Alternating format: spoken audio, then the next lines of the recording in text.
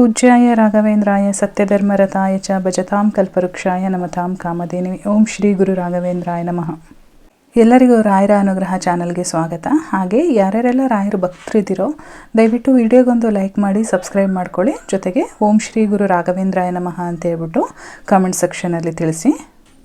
ಇವತ್ತಿನ ವಿಡಿಯೋದಲ್ಲಿ ರಾಯರಿಗೆ ಮುಡುಪು ಕಟ್ಟೋದು ಹೇಗೆ ಅಂತೇಳಿ ನೋಡ್ಕೊಳ್ಳೋಣ. ಎಷ್ಟೊಂದು ಜನಕ್ಕೆ ಎಷ್ಟು ಸೇವೆಗಳು ಮಾಡಿದ್ರೂ ಅವ್ರ ಕಷ್ಟ ಪರಿಹಾರ ಆಗಿರೋದಿಲ್ಲ. ಎಷ್ಟೊಂದು ಜನಕ್ಕೆ ಅಂದ್ಕೊಂಡಿರೋ ಕಾರ್ಯ ಆಗಿರ್ತಾ ಇರಲ್ಲ. ಅರ್ಧಕ್ಕೆ ಒಂದೊಂದ್ಸರಿ ಕೆಲಸ ನಿಂತೋಗಿರುತ್ತೆ, ಪೂರ್ಣ ಆಗ್ತಾ ಇರಲ್ಲ, ಏನು ಮಾಡಿದ್ರೂ ಕೈ ಎತ್ತುತ್ತಾ ಇರಲ್ಲ.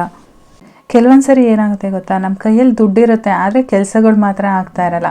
ಕೆಲವೊಂದು ಸರಿ ಏನಾಗುತ್ತೆ, ದುಡ್ಡಿಲ್ಲ ಅಂತ ಅಂದರೂ ಕೆಲಸ ಮಾತ್ರ ಸಲೀಸಾಗ್ತಾ ಇರುತ್ತೆ. ಅದೆಲ್ಲ ರಾಯರ ದಯೆಯಿಂದನೇ ಆ ರೀತಿ ಆಗೋ ಅಂಥದ್ದು. ಈಗ ನಮಗೇನೋ ಒಂದು ಅಡೆತಡೆ ಆಗಿರುತ್ತೆ. ಅಂಥ ಟೈಮಲ್ಲಿ ನಾವೇನು ಮಾಡಬೇಕು ಅಂತ ಅಂದರೆ ರಾಯರ ಮೊರೆ ಹೋಗಬೇಕಾಗುತ್ತೆ. ರಾಯರ ಮೊರೆ ಹೋದ್ವಿ ಅಂತ ಅಂದರೆ ಖಂಡಿತವಾಗ್ಲೂ ನಮ್ಮ ಕೆಲಸ ಆಗೇ ಆಗುತ್ತೆ. ನೀವು ಇಷ್ಟು ದಿನ ಏನೆಲ್ಲ ಸೇವೆ ಮಾಡಿರ್ಬೋದು, ಏನೆಲ್ಲ ವ್ರತಗಳು ಮಾಡಿರ್ಬೋದು, ಆದರೂ ನಿಮ್ಮ ಕೆಲಸ ಆಗಿಲ್ಲ ಅಂತ ಅಂದರೆ ಕೊನೆಗೆ ಉಳಿದಿರೋದು ಒಂದೇ ಮಾರ್ಗ, ರಾಯರಿಗೆ ಮುಡುಪನ್ನು ಕಟ್ಟೋ ಅಂಥದ್ದು. 9 ದಿನ ನೀವು ಮುಡುಪನ್ನು ಕಟ್ಟಿ 9 ದಿನ ಆದಮೇಲೆ ನಿಮ್ಮದು ಕೆಲಸಗಳು ಯಾವ ರೀತಿ ಆಗುತ್ತೆ ಅಂತೇಳಿ ನಿಮಗೆ ಗೊತ್ತಾಗುತ್ತೆ. ನೀವು ಮಾಡಬೇಕಾಗಿರೋ ಅಂಥದ್ದು ಇಷ್ಟೇ.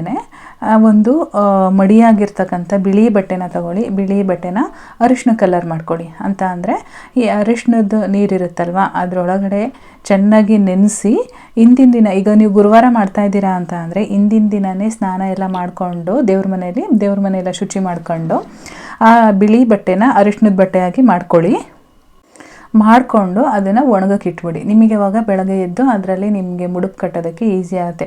ನೀವು ಅವಾಗ ಮಾಡಿಕೊಂಡು ಅವಾಗ ಕಟ್ತೀನಿ ಅಂತ ಅಂದರೆ ಅದು ಒಣಗಿರಲ್ವಲ್ಲ, ಹಾಗಾಗಿ ಅದು ಕಟ್ಟೋದಕ್ಕೂ ಕೂಡ ಕಷ್ಟ ಆಗುತ್ತೆ.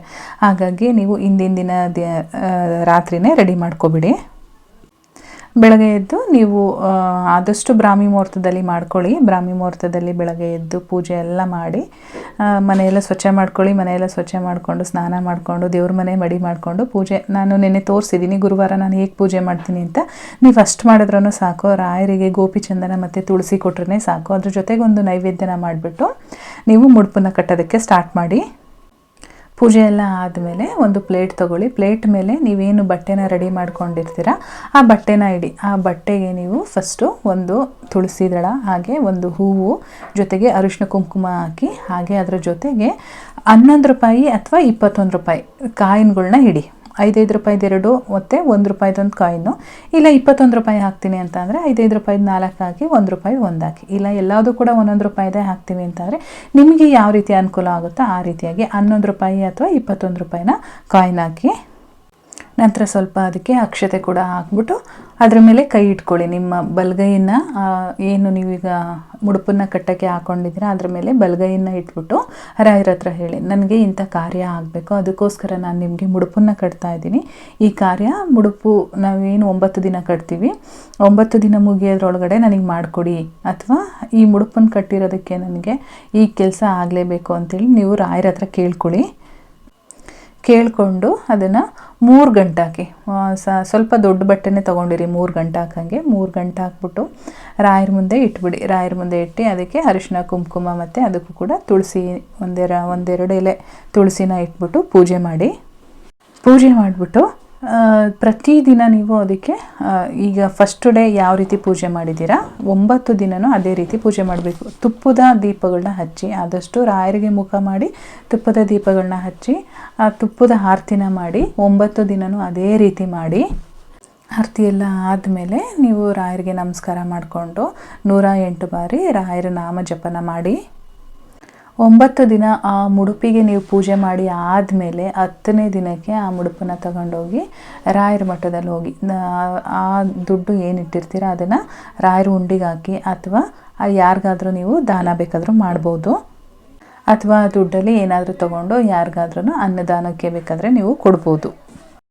ಇನ್ನು ಹೂವು, ಮಂತ್ರಾಕ್ಷತೆ ಇದನ್ನೆಲ್ಲ ಹಾಕಿಟ್ಟಿರ್ತೀವಲ್ವ ಅದನ್ನು ಯಾವುದಾದ್ರೂ ಮರದ ಕೆಳಗಡೆ ಹಾಕ್ಬಿಡಿ, ಅಥವಾ ರಾಯರ ಮಠದಲ್ಲೇ ಮರಗಳಿರುತ್ತಲ್ವ ಆ ಮರದ ಕೆಳಗಡೆ ಹಾಕಿ ನೀವು ಬಂದುಬಿಡ್ಬೋದು. ಈ ರೀತಿ ಮಾಡಿ ನಿಮ್ಮ ಕೆಲಸಗಳು ಯಾವುದೇ ಕೆಲಸ ಆಗಿರಲಿ ಅರ್ಧಕ್ಕೆ ನಿಂತೋಗಿದ್ರೆ ರಾಯರಿಗೆ ಮುಡುಪು ಕಟ್ಟೋದ್ರ ಮುಖಾಂತರ ನಿಮ್ಮ ಕೆಲಸಗಳನ್ನ ಪೂರ್ಣ ಮಾಡ್ಕೊಳ್ಳಿ. ನೀವು ಆದಷ್ಟು ಮುಡುಪು ಕಟ್ಟೋರು ಯಾವ ರೀತಿ ಇರಬೇಕು ಅಂತ ಅಂದರೆ ಪಾಸಿಟಿವ್ ಆಗಿ ಯೋಚನೆ ಇರಬೇಕು. ಮುಡುಪು ಕಟ್ಟೋದಕ್ಕಿಂತ ಮುಂಚೆ ರಾಯರನ್ನು ಕಂಪ್ಲೀಟಾಗಿ ನಂಬಿರಬೇಕು. ಯಾವುದೇ ರೀತಿ ನೆಗೆಟಿವ್ ಥಾಟ್ಸು ನಿಮ್ಮ ಮೈಂಡಲ್ಲಿ ಬರಬಾರ್ದು. ಆದಷ್ಟು ಪಾಸಿಟಿವ್ ಆಗಿರಿ, ಖಂಡಿತವಾಗ್ಲೂ ನಿಮ್ಮ ಕೆಲಸ ಹಾಗೆ ಆಗುತ್ತೆ. ಸೊ ಈ ವಿಡಿಯೋನ ಇಲ್ಲಿಗೆ ಮುಗಿಸ್ತಾ ಇದ್ದೀನಿ. ಇವತ್ತಿನ ಈ ಇನ್ಫಾರ್ಮೇಷನ್ ನಿಮಗೆಲ್ಲ ಇಷ್ಟ ಆಗಿದರೆ ಮತ್ತು ರಾಯರ ಭಕ್ತರು ಯಾರ್ಯಾರೆಲ್ಲ ಇದ್ದೀರೋ ದಯವಿಟ್ಟು ವಿಡಿಯೋಗೆ ಲೈಕ್ ಮಾಡಿ, ಸಬ್ಸ್ಕ್ರೈಬ್ ಮಾಡ್ಕೊಳ್ಳಿ, ಕಮೆಂಟ್ ಮಾಡಿ. ನಾನು ಮತ್ತೆ ಸಿಗ್ತೀನಿ ಮುಂದಿನ ವಿಡಿಯೋದಲ್ಲಿ. ಧನ್ಯವಾದಗಳು.